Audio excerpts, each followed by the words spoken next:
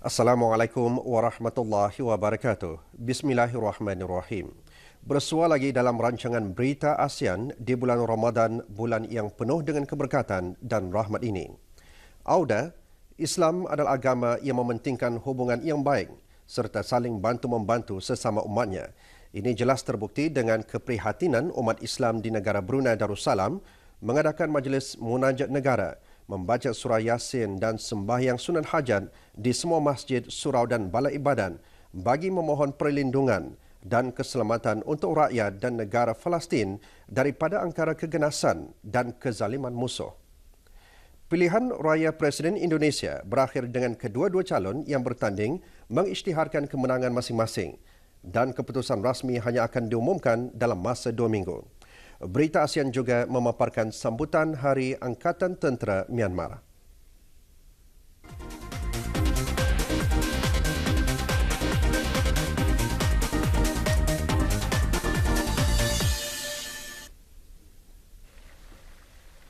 Pada 14 Julai 2014, umat Islam di negara Brunei Darussalam mengadakan majlis munajat negara, membaca surah Yasin dan sembahyang sunat hajat di semua masjid, surau dan balai ibadat bagi memohon perlindungan dan keselamatan untuk rakyat dan negara Palestin daripada angkara keganasan dan kezaliman musuh.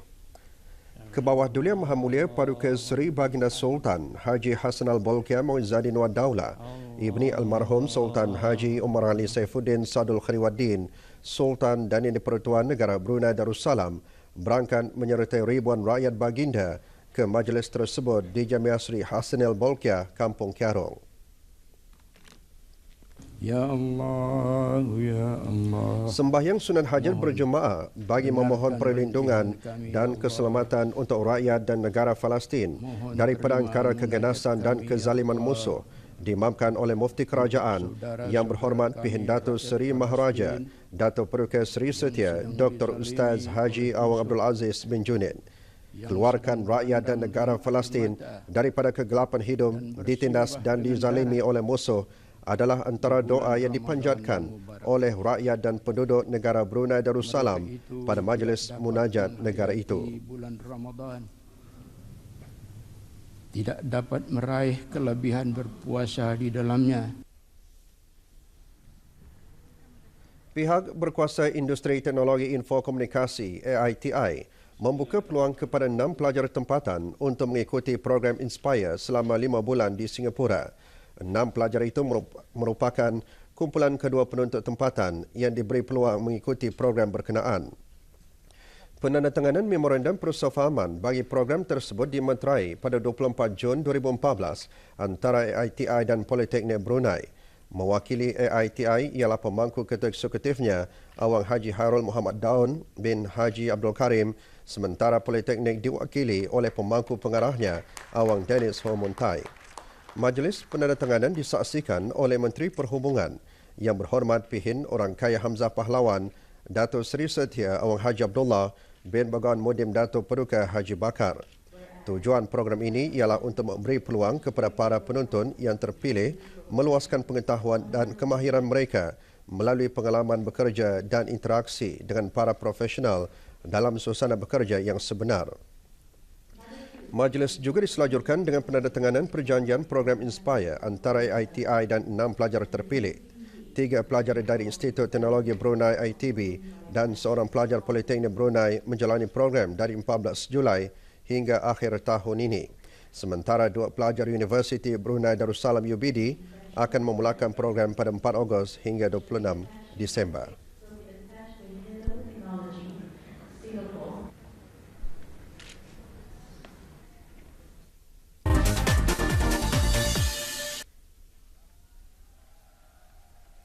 Pilihan raya Presiden Indonesia berakhir dengan kedua-dua calon yang bertanding mengisytiharkan kemenangan masing-masing.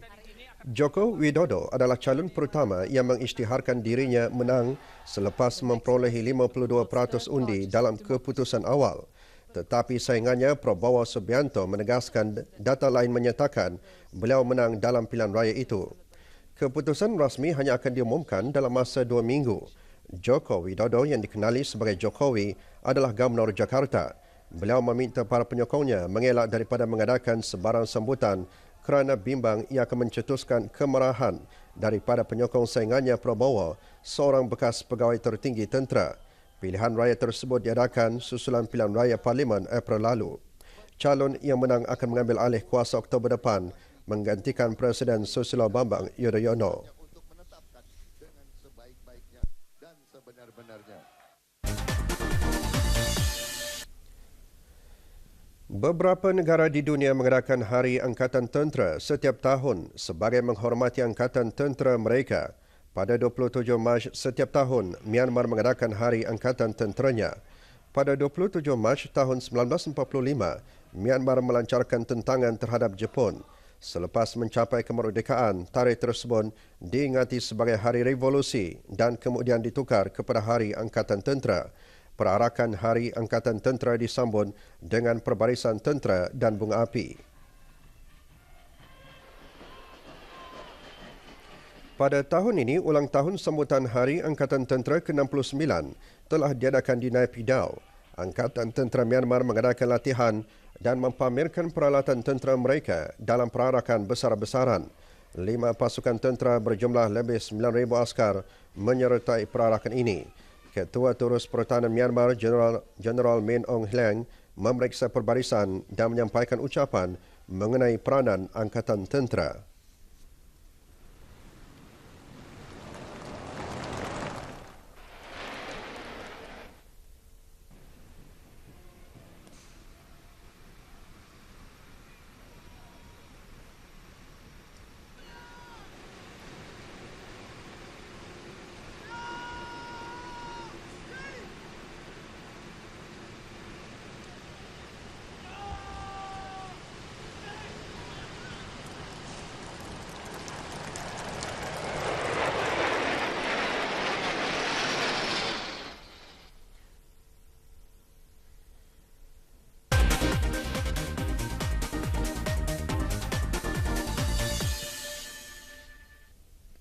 AUDA, sebuah komuniti pertubuhan negara-negara Asia Tenggara ASEAN, harus mempunyai 3 elemen utama, iaitu politik dan kerjasama, keselamatan, kerjasama ekonomi dan kerjasama sosio-budaya dalam memastikan kestabilan, keamanan dan kemakmuran bersama wujud di rantau ini.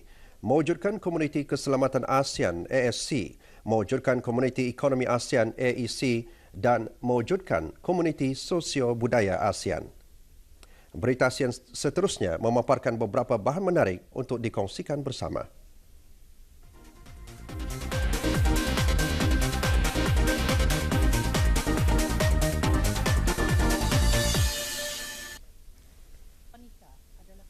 Forum khas sempena sambutan Hari Wanita ASEAN 2014 diadakan di Bandar Seri Begawan pada 5 Julai 2014. Dalam ucapan perasmiannya, Timbalan Menteri Kebudayaan Belia dan Sukan, Datin Paduka Haji Dina binti Osman menekankan cabaran besar yang dihadapi oleh wanita ialah untuk mencapai keseimbangan di antara peranan mereka dalam kerjaya dan tugas hakiki sebagai isteri yang bijak menguruskan rumah tangga.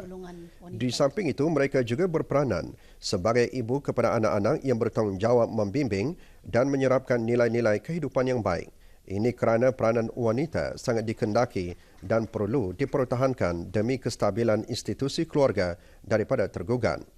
Datin Paduka Haji Dina juga melancarkan buku Women of Brunei Inspiring Life Stories yang mengandungi latar belakang kehidupan dan kerjaya yang berbeza beberapa orang wanita Brunei tetapi berkemampuan memartabatkan bangsa, agama dan negara dengan cara masing-masing.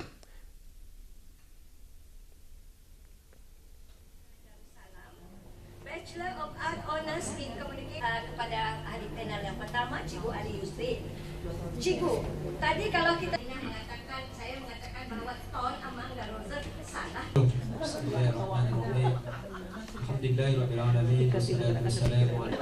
Memang tu orang saja pengalaman ni. Saya bersyukurlah.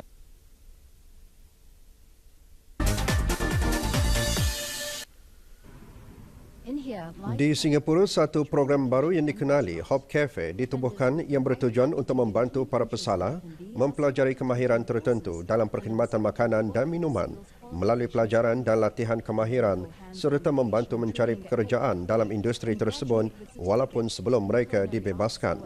Hop Cafe ini menawarkan latihan dapur dan restoran. Pesalah dengan kebolehan yang betul dan minat dalam bidang tersebut dipilih untuk menghadiri kursus-kursus di bawah rangka kerja kelayakan kemahiran tenaga kerja Singapura WSQ. Mereka menjalani latihan praktikal vocational di Hop Cafe dan menerima sijil graduan dalam seni masakan atau minuman. Salah seorang bekas pesalah yang telah mendapat manfaat daripada program ini ialah Suntar berusia 47 tahun. Dia berkata kualiti hidupnya telah bertambah baik dan sekarang banyak masanya dihabiskan di tempat kerja. Majikannya berkata tanpa mengira latar belakang calon, latihan seperti ini membantu meningkatkan peluang mereka untuk diambil bekerja. Dengan lebih 6,000 kekosongan jawatan dalam sektor makanan dan minuman tahun lepas, program seperti Hop Cafe boleh meningkatkan kumpulan pekerja yang terlatih untuk memenuhi pekerjaan itu. Industri minuman di Singapura adalah industri utama dan sangat bertenaga dan sangat memerlukan tenaga kerja. Industri itu juga bekerjasama dengan WDA untuk membantu pesalah mencari pekerjaan dalam industri lain seperti logistik dan perkhidmatan. Setakat ini 154 pesalah telah menamatkan latihan di Hop Cafe sejak ia ditubuhkan pada November 2013. F&B operations. One ex-offender who has benefited from this program is 47-year-old Sunta. He said his quality of life has improved now that his time...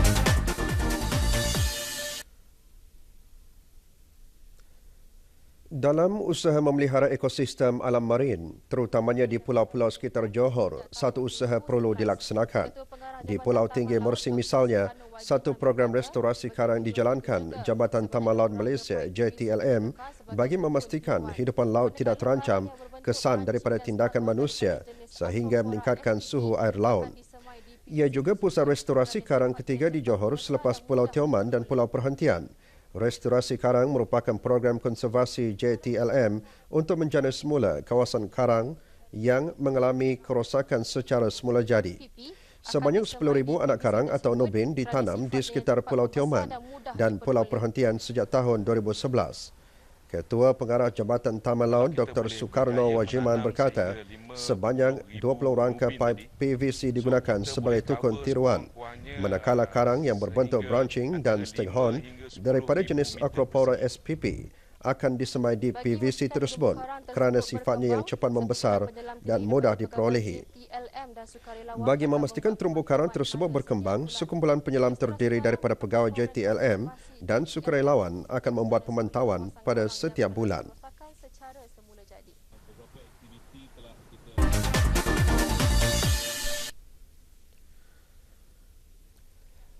Lautan Teratai Merah atau Tasik Nong Han di Udon Thani, wilayah Timur Laut Thailand, berada di kedudukan kedua sebagai tasik pelik di dunia. Kedudukan itu muncul dalam laporan CNN baru-baru ini yang memberikan Tasik Nong Han ketara dalam kalangan lebih 3 juta tasik di seluruh dunia. Terletak kira-kira 45 km dari Bandar Udon Thani, Tasik Nong Han adalah tempat tumbuhnya ribuan bunga teratai merah yang tumbuh meluas di kawasan seluas 8,000 ekar permukaan tasik. Bunga akuatik merah mula mekar pada bulan Oktober hanya selepas musim hujan dan berkembang sepenuhnya pada bulan Disember. Pelancong boleh menaiki bon untuk menikmati pemandangan yang luar biasa di kawasan tasik air tawar ini sepanjang tahun. Tasik ini dipanggil oleh penduduk tempatan sebagai Telai Buadeng, bermaksud Lautan Teratai Merah.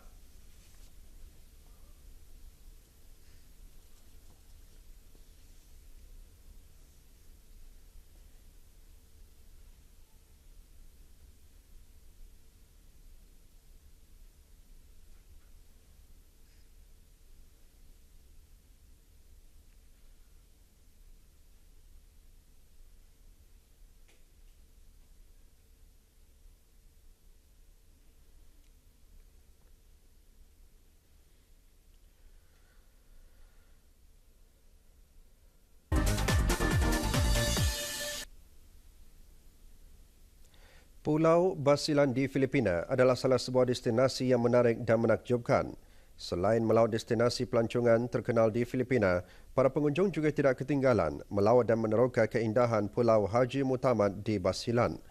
Perjalanan bermula dari Bandar Isabela di Basilan menggunakan jalan darat mengambil masa lebih atau kurang 1 jam untuk sampai ke Maluso dan seterusnya menaiki bon untuk sampai ke beberapa buah pulau yang lain seperti Pulau Pilas dan Pulau Soloro. Pengunjung tidak perlu bimbang dengan keselamatan di kawasan ini kerana Batalion Tentera Khas ke-14 sentiasa mengawal kawasan di pulau ini. Pengembaraan pada musim panas ini setentunya memberi ketenangan sambil menikmati pemandangan yang indah di Pulau Basilan.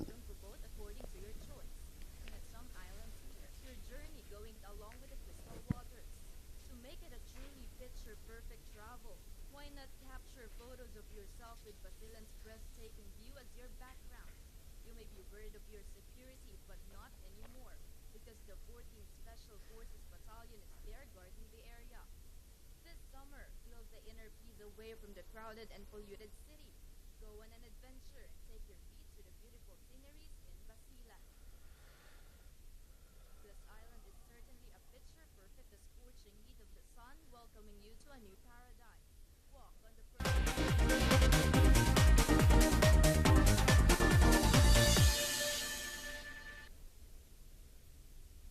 AUDA, antara matlamat penubuhan ASEAN ialah untuk mempercepatkan pertumbuhan ekonomi, kemajuan sosial dan pembangunan kebudayaan di rantau ini menerusi usaha sama dalam semangat perkongsian untuk memperkukuhkan asas bagi masyarakat aman dan damai di negara-negara Asia Tenggara. Semoga negara-negara rantau ASEAN akan terus bersatu dan menikmati kemakmuran. Untuk mengikuti berita ASEAN, AUDA boleh layari video portal melalui laman web www.rtbnews.rtb.gov.bn. Kepada semua muslimin dan musliman, selamat menunaikan ibadah puasa dalam bulan Ramadan Al-Mubarak ini. Hingga di sini dulu pertemuan kita dalam berita ASEAN malam ini. Bertemu lagi minggu hadapan pada hari dan waktu yang sama. Assalamualaikum warahmatullahi wabarakatuh. Salam hormat dan selamat malam.